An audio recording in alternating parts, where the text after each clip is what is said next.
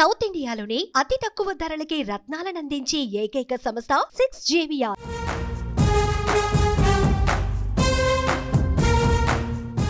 TDP విడుదల చేసిన 3 అభ్యర్థుల జాబితాలో ఆసక్తికర పరిణామం చోటు చేసుకుంది. ఈ జాబితాలో 13 మంది ఎంపీ అభ్యర్థులు, 11 మంది ఎమ్మెల్యే అభ్యర్థులను ప్రకటించారు. ఆసక్తికర విషయం ఏమిటంటే తెలంగాణ బీజేపీ అధికార ప్రతినిధికి చంద్రబాబు ఏపీలో ఎంపీ టికెట్ ఇచ్చారు.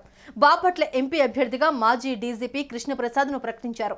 ఇటీవల జరిగిన తెలంగాణ అసెంబ్లీ ఎన్నికల్లో హైదరాబాద్ కంటోన్మెంట్ నియోజకవర్గం నుంచి బీజేపీ టికెట్ను కృష్ణప్రసాద్ ఆశించారు. అయితే ఆయనకు టికెట్ దక్కలేదు.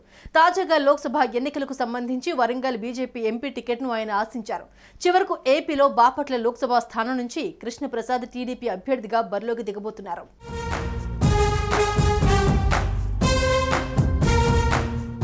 మరోపక్క తెలంగాణలోని ఖమ్మంలో సైతం ఆసక్తికర రాజకీయం జరుగుతోంది. కాంగ్రెస్ ను నిలువరించేందుకు పొత్తు ధర్మంలో భాగంగా తెలుగుదేశం పార్టీని ఖమ్మం బరిలో దింపాలని బీజేపీ యోచిస్తోందని వార్తలు వస్తున్నాయి. నామా నాగేశ్వరరావును టీడీపీలోకి తీసుకుని బరిలోకి దింపితే గెలుపు అవకాశాలున్నాయని సర్వేలు వెల్లడి చేస్తూ ఉండడంతో బీజేపీ టీడీపీపై ఒత్తిడి చేస్తోందంటూ ఖమ్మంలో తెలుగుదేశం పార్టీ పోటీ చేస్తే ఆ ప్రభావం గ్రేటర్ హైదరాబాద్ మొత్తం పడుతుందని, ఓటు బ్యాంకు పెరుగుతుందని బీజేపీ హైకమాండ్ లెక్కలు వేస్తుందట. మాజీ ముఖ్యమంత్రి జలగం వెంగళరావు రెండో కుమారుడు జలగం వెంకట్రావు బీజేపీలో చేరారు. కానీ ఆయనకు టికెట్ ఖరారు చేయలేదు. టీడీపీ బరిలోకి దిగితే ఖమ్మం రాజకీయాలే కాకుండా తెలంగాణ రాజకీయాలు మారిపోతాయని రాజకీయ విశ్లేషకులు అంచనా వేస్తున్నారు.